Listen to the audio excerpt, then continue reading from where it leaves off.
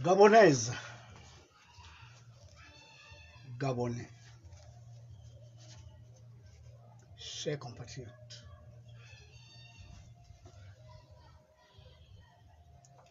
permettez-moi de m'acquitter tout d'abord d'un impérieux devoir qui est de vous prier de vous lever. À la mémoire des combattants de la liberté qui sont tombés depuis 1990 jusqu'à nos jours sous les balles de personnes sans foi ni loi, à la solde d'un groupuscule d'individus pour qui la confiscation du pouvoir par l'instauration de la peur dans le subconscient des populations et l'exercice de la violence délibérée et aveugle sont devenus une marque de fabrique, pour ne pas dire un mot de gouvernance.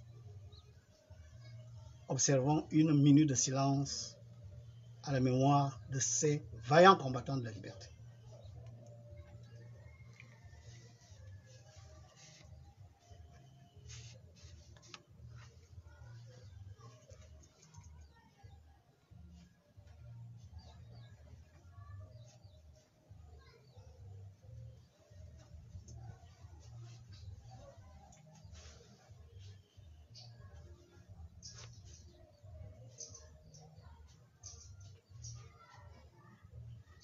Je vous remercie. Veuillez vous asseoir, s'il vous plaît.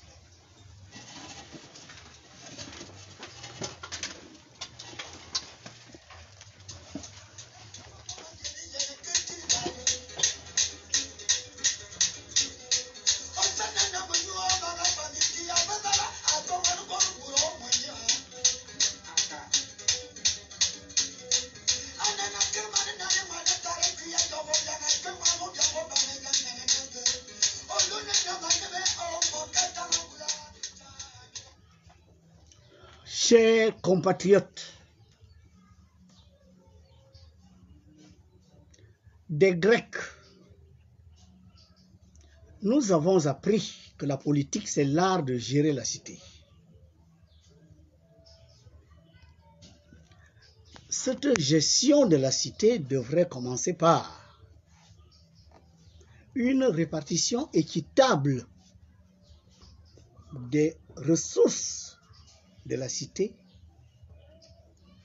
à l'endroit des populations de celle-ci. Puis elle devrait se poursuivre par la reconnaissance par les dirigeants de la cité des droits fondamentaux de ses citoyens. Droit à l'éducation, droit à la santé, droit au logement, droit à la sécurité, bref, droit au mieux-être, au mieux-vivre. De ces mêmes Grecs,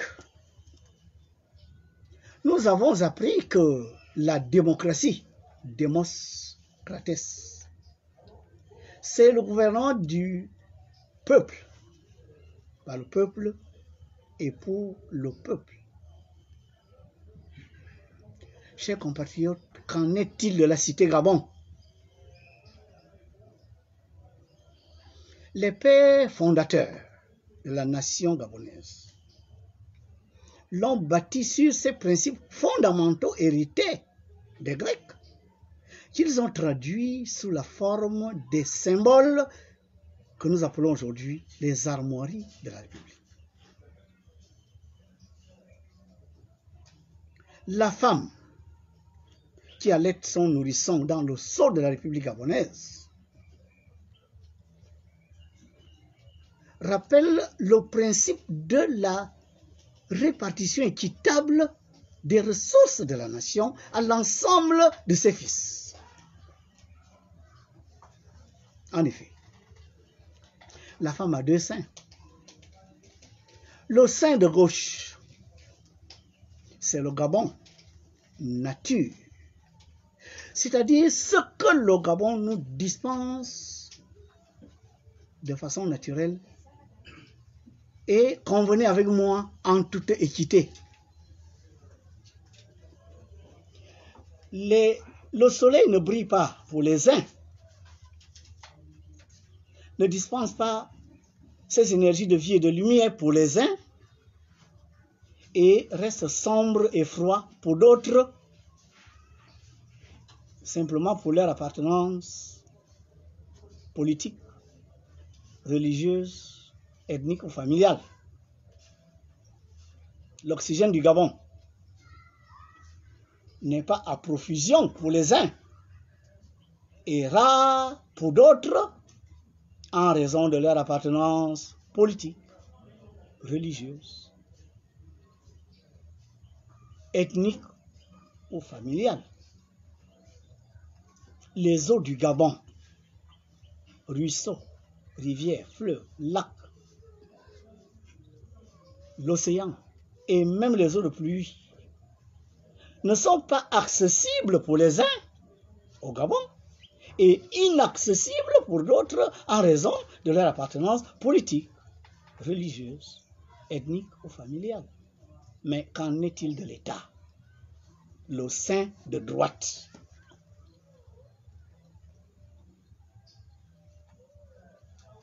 Pourquoi l'État au Gabon ne s'inspire pas de la volonté et du plan de Yahvé qui dispense équitablement ses ressources à l'ensemble de ses enfants?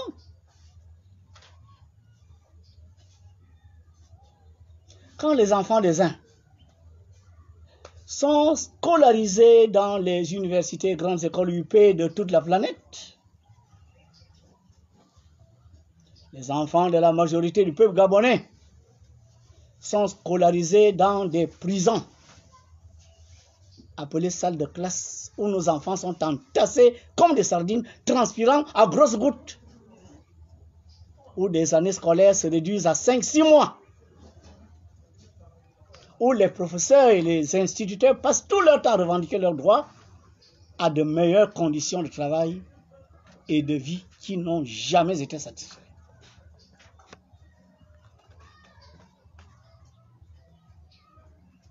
Quand les uns se soignent à Londres, à Francfort, à Washington, à Paris, à coups de milliards,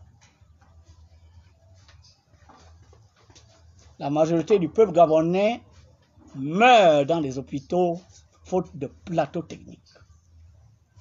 Des hôpitaux qui en réalité sont des ruines modernes parce que brillants à l'extérieur, mais morts, vétustes et invivables à l'intérieur. La dernière grève des sages-femmes nous a montré les horreurs qui se déroulent dans ces milieux dits structures sanitaires publiques. Des Gabonais sont systématiquement orientés vers des structures sanitaires privées parce que les structures sanitaires publiques sont défaillantes. Et ces structures privées pratiquent des coûts inaccessibles à la majorité des Gabonais.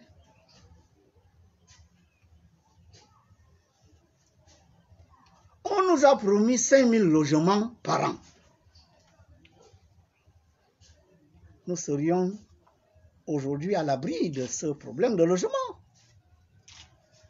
Mais aujourd'hui, c'est à peine si on peut compter 1000 logements pour une population d'1,8 million habitants, qui est obligé alors de vivre dans des quartiers sous-intégrés, etc., etc. Vraiment, la liste est longue. Faire l'autopsie de ce régime ici nous prendrait 3-4 nuits.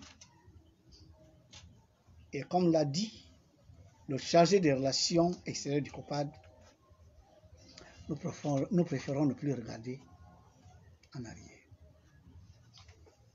C'est face à ce constat d'échec patent d'un demi-siècle d'une gouvernance gabégique, une gouvernance bananière d'une nation pourtant gâtée par la nature, que nous avons créé le COPAD, collectif des patriotes déterminés, le 24 janvier 2021. Le COPAD, c'est le nom que prend le peuple gabonais quand il s'organise pour reprendre ce qui lui revient de droit, le pouvoir. Car, comme je l'ai dit tantôt, les deux panthères qui sont dans le blason de la République symbolisent le pouvoir.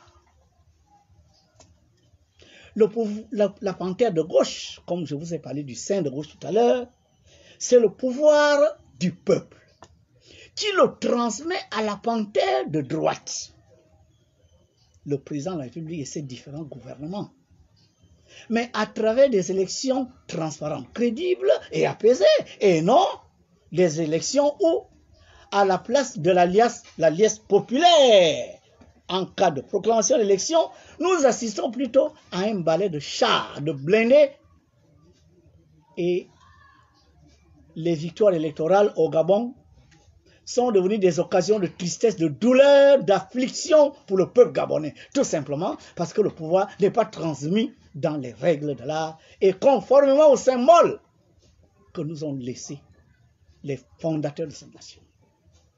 La triche électorale, la corruption, l'achat de conscience, la violence, les menaces, les intimidations sont devenues le moyen pour le Parti démocratique gabonais et ses alliés d'être au pouvoir ad vitam aeternam.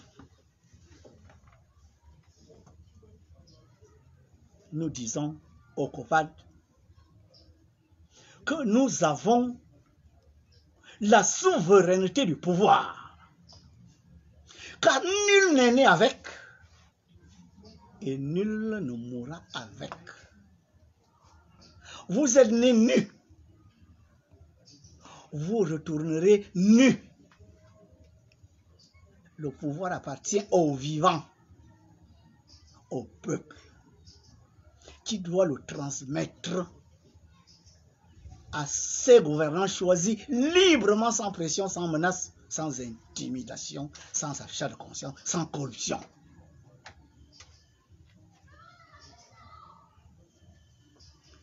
Ce parti politique, qui a plus d'un demi-siècle de gouvernance, avec des résultats pour le moins catastrophiques, pour ne pas dire médiocres, compte sur ce que nous appelons des pieds, dont le premier est l'armée, nos enfants. Les enfants du bas peuple, un peuple martyrisé, maltraité, nos propres enfants retournent leurs armes contre nous. Nous menottent, nous frappent, nous bombardent pour simplement que nous réclamons nos droits.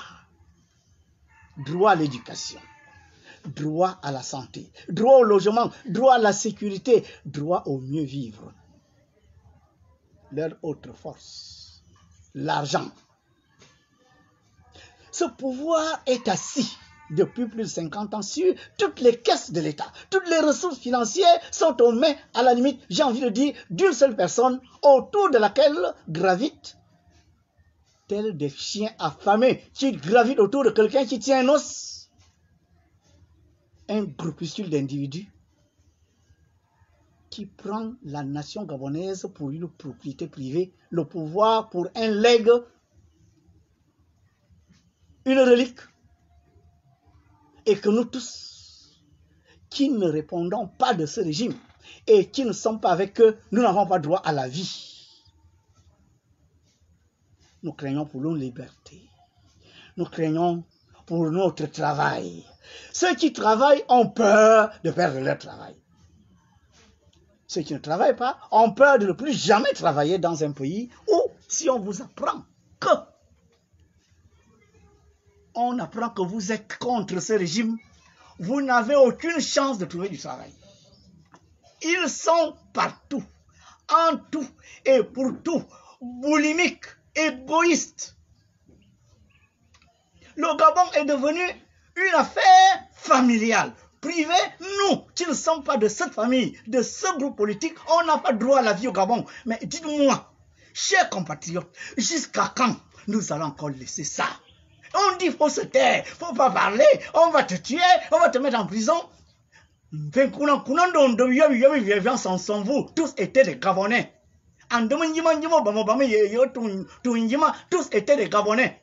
Monsieur Mvenkuna, je parle des choses de mon pays. Je vais avoir peur d'aller en prison parce que je dis, donnez-moi ma part. Pourquoi je dois craindre pour ma liberté? Dis-moi pourquoi. Pourquoi? Qui est né avec le Gabon? Qui l'a acheté? Mais qu'il nous montre la facture. Peut-être qu'on va rembourser. Mais les enfants sont assis à la maison. Dans le temps, quand tu finissais les études, tu étais content parce que tu vas travailler. Aujourd'hui, les diplômes sont devenus des ornements. Les valises des jeunes Gabonais sont remplies de diplômes. Et les seuls visiteurs de ces diplômes, en fait, les seuls qui s'intéressent à ces diplômes, c'est les termites. Partout, on vous dit, il n'y a pas d'emploi. Ah oui? Mais il n'y a pas d'emploi. Parce que cet État fait aussi dans la mauvaise foi, la malhonnêteté d'avoir des budgets de 3 000 milliards et d'être incapable de payer les dettes aux entreprises qui les ont sollicités pour des services publics, mais qui sont incapables de payer. Résultat des courses, les entreprises mettent la clé sur le paillasson, déversant dans les rues de Libreville des milliers et des milliers de Gabonais. Mais ce n'est pas vrai. Des gens sont venus au pouvoir. En 2009, trouvant le Gabon avec 2800 milliards de dettes, nous sommes à 6 000 milliards de dettes et nous continuons à faire des levées de fonds sur les marchés financiers comme si nous sommes incapables nous-mêmes de créer nos richesses. Où va l'argent du Gabon, chers compatriotes? Nous allons laisser ça. Pourquoi? Pourquoi nous allons laisser ça? Pourquoi? Bon, si le Gabon ne nous appartient pas, mais que ces gens-là nous chassent une fois pour toutes, on va aller en Guinée-Équatoriale au Cameroun. Un pays qui est incapable de délivrer des cartes d'identité à sa population. Non, mais attendez, ça, on a vu ça où? Je ne savais pas qu'il était plus coûteux d'établir une carte d'identité à un Gabonais que de payer un sénateur.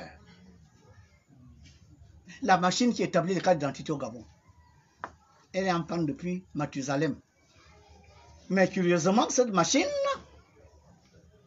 délivre pourtant des cartes d'identité. Puisque nous avons des témoignages que des expatriés ont des cartes d'identité, des gens ont des cartes d'identité qu'on enrôle après dans l'armée, parce que c'est ceux-là qui tirent sur nous, parce que ce ne sont pas nos enfants. Le COPA dit, stop. 200 000 à 300 000 Gabonais du collège électoral Gabon décident toujours de la destinée ou du destin d'1 500 000 habitants. On ne peut plus continuer ça. Pourquoi vous allez rester assis? Vous dormez pendant que 200 000 personnes, 300 000 personnes décident de votre destin. Pourquoi? Qu'est-ce que ça vous coûte de vous lever, d'aller voter? Est-ce qu'il y a un billet d'entrée dans un bureau de vote? Est-ce qu'il y a un billet d'entrée dans un isoloir? Mon Dieu. Les bureaux de vote sont partout. Vous faites 200 mètres, vous êtes à un bureau de vote. Est-ce que vous avez besoin qu'on vienne vous donner des kilos de dindons, des sacs de riz pour que quelqu'un vous dise « Allez voter mon candidat ». Après ces sacs de riz, ces dindons, vous aurez encore quoi? Les gens gèrent des milliards du Gabon, laissent vos enfants au chômage, sont incapables de s'occuper de nos mamans qui accouchent à même le sol, sont incapables de faire des routes dignes de ce nom, sont incapables, n'est-ce pas? d'assurer la sécurité des populations. On vous braque partout. Vous êtes en insécurité partout au Gabon. Nous ne voyons nos agents des forces de défense et de sécurité que quand il faut mater les grèves ou alors tout autre, une activité qu'ils adulent. Contrôler les véhicules de transport. Nous savons pourquoi. Les bandits écument les rues. Les agents de défense et de sécurité sont inexistants, on ne les voit pas. Mais quand il s'agit de mater les grèves, ils sont en masse, armés jusqu'aux dents. Quand il s'agit d'aller broyer les pauvres étals, des pauvres vieilles mamans, 70-80 ans, qui n'avaient que ça pour vivre, là, on voit nos policiers, nos gendarmes, très enthousiastes. On ne peut pas continuer comme ça. Voilà pourquoi le COPAD demande au peuple gabonais de s'organiser. Venez au COPAD. Cessez d'avoir peur. Le COPAD a un projet. C'est celui de mettre debout le 1,5 million Gabonais qui n'est jamais allé aux urnes et ceux qui sont allés aux urnes dans les partis politiques et qui sont aujourd'hui déçus par ces partis politiques qui sont bonnet blanc, blanc bonnet avec le parti au pouvoir. Ce n'est pas à partir des partis politiques que vous allez renverser ce régime, car le PDG est la mère de tous. Et ils sont des frères de loge. Là-bas, ils signent des pactes de non-agression, ils signent des pactes de conservation des classes. Vous n'y pouvez rien du tout. Le matin, ils vomissent le régime. Le soir, ils sont avec eux autour des tables garnies en caviar, nous traitant de chiens qui aboient pendant que leur caravane passe. Le peuple a plus d'argent que le PDG. Nous sommes 1,5 million. Si nous sommes bien organisés et que chaque Gabonais donne 1000 francs, ça fait 1,5 milliard. Multipliez ça par 3. En 3 mois ou en 4 mois, nous disposons de 4 milliards, 5 milliards pour mener une campagne électorale digne de son nom et faire passer notre candidat contre l'argent du PDG.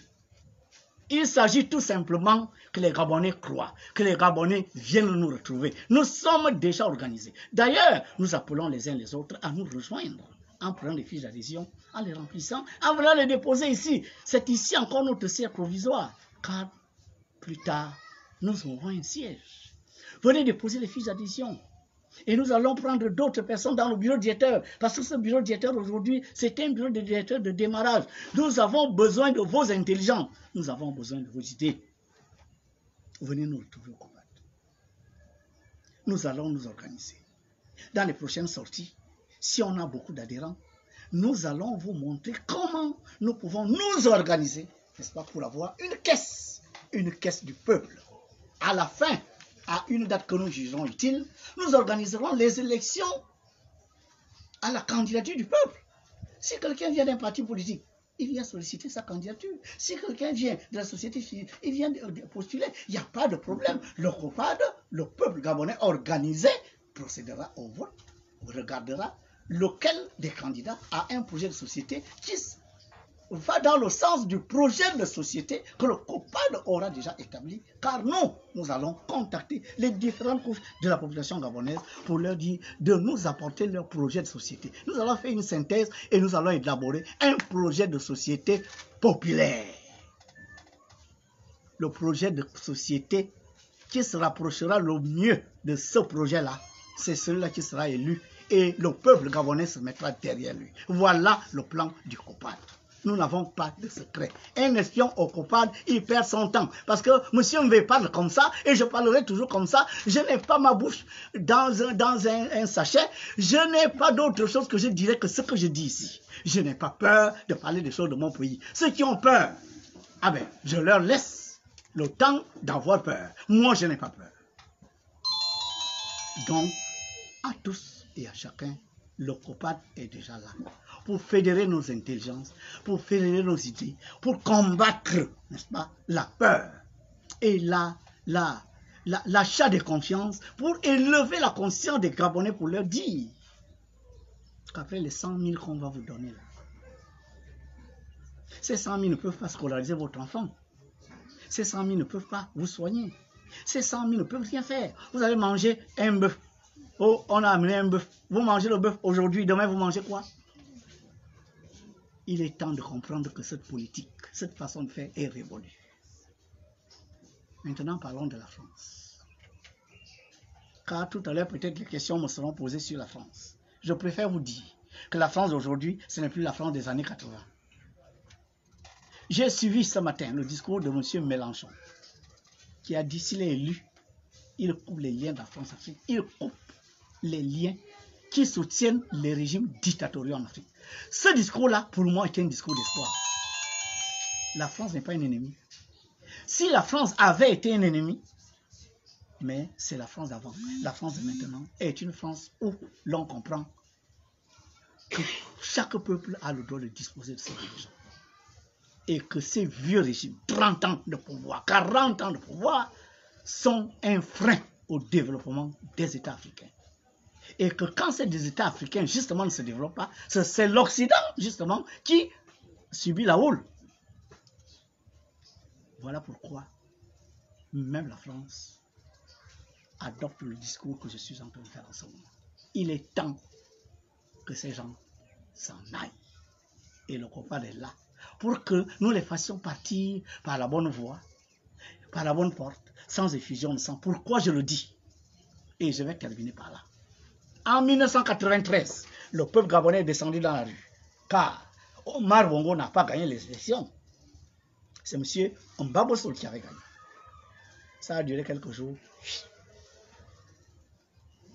L'armée est sortie, a tiré, on a tiré 2 ou 3. En 1998, M. Mamboundou gagne l'élection contre Omar Bongo.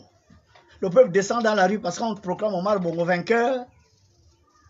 Notre armée là, on ne sait pas si c'est des Gabonais ou bien, je ne sais pas qui, d'où ils sortent. Ils ont tué 2 ou 3, le peuple gabonais, ils sont rentrés dans les trous comme des rats.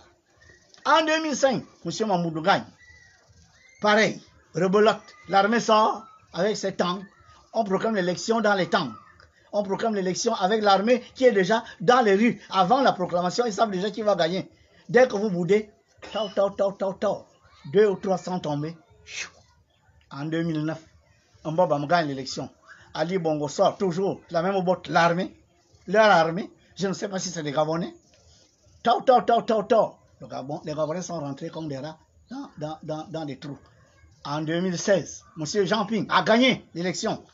Ali Bongo n'a pas gagné. Tout le monde le sait. Lui-même le sait. Dieu le sait.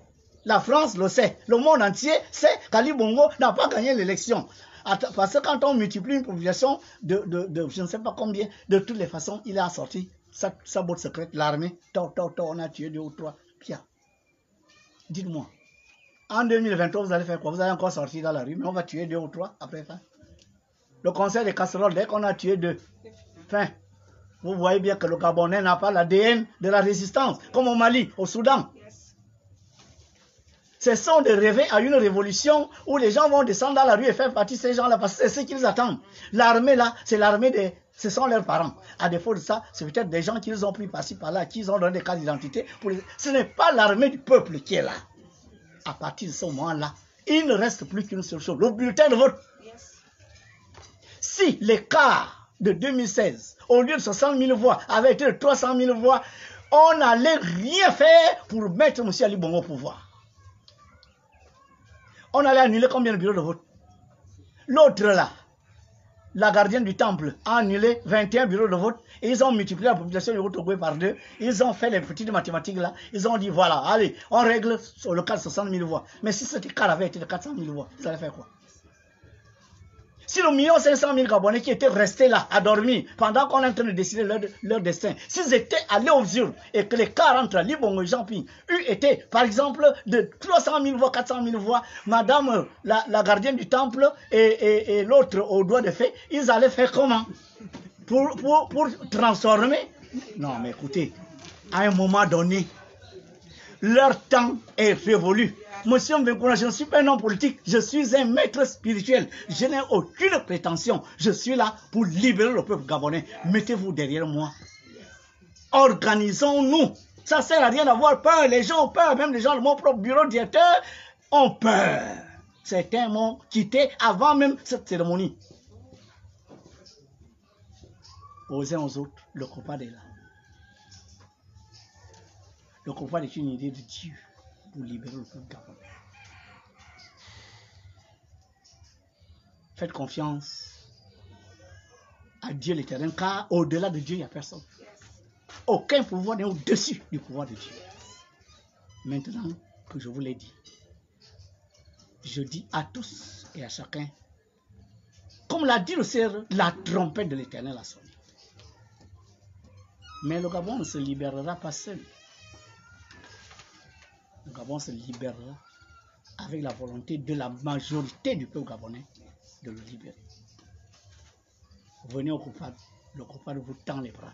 Car le COPAD n'est pas un parti politique, mais une organisation qui organise le peuple gabonais pour récupérer ce qui nous revient de droit, le pouvoir, et le confier librement à celui qui sera prêt à répondre à nos aspirations. Je vous remercie.